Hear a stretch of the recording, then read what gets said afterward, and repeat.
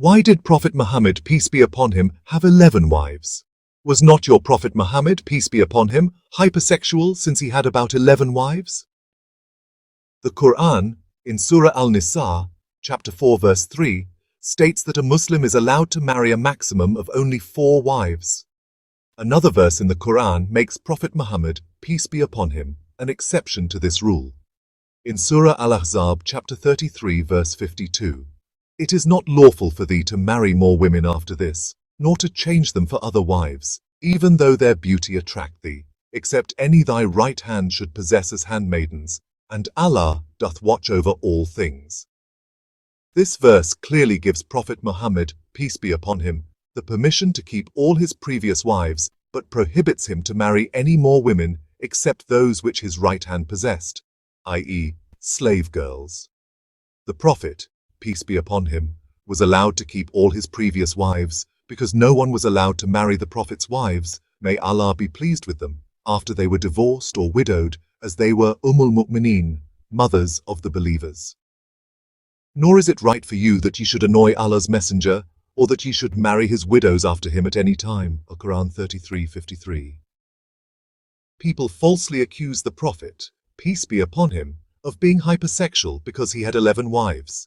If you read the life history of the Prophet, peace be upon him, only 2 of his marriages, one with Khadija, may Allah be pleased with her, and the other with Ayesha, may Allah be pleased with her, were marriages in the normal course. All his other marriages were contracted as a necessity and were based on various considerations. The first marriage of the Prophet, peace be upon him, took place when he was 25 years of age, and he married Khadija, may Allah be pleased with her, who was twice widowed and was 40 years old. If the Prophet, peace be upon him, was hypersexual, why would he marry a woman who was 15 years older than him and already twice widowed?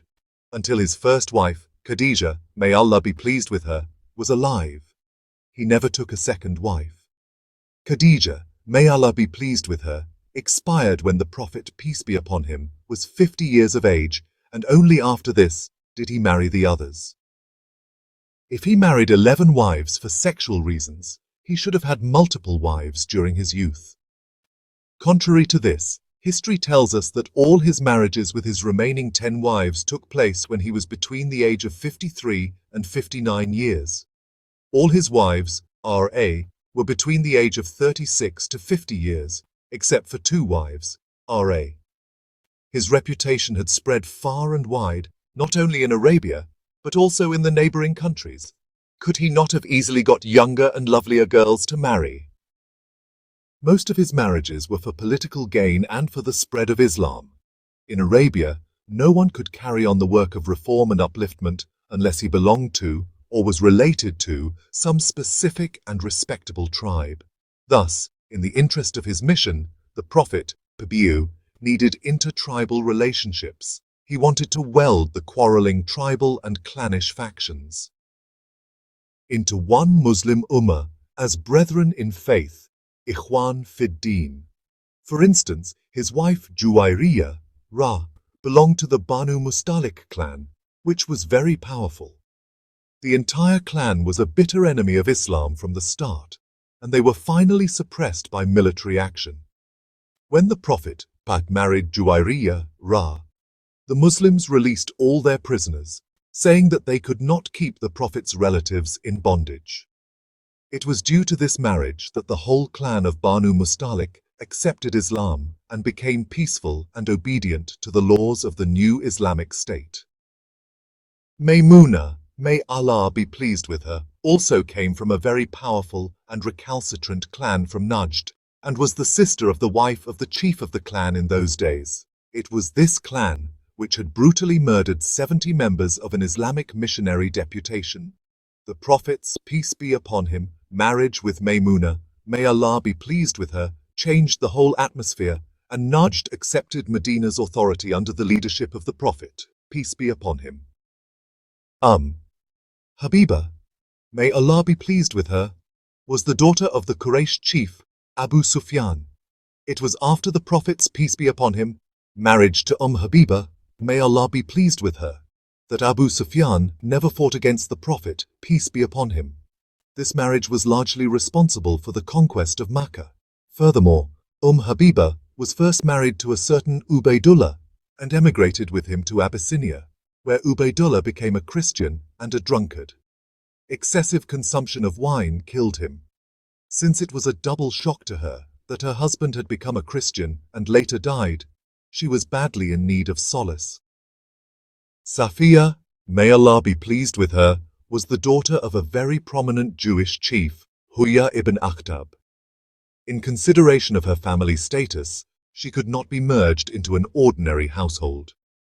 So the Prophet, peace be upon him, himself married her. After this marriage, the Jews did not dare to revive their opposition to the Prophet, peace be upon him, and his mission.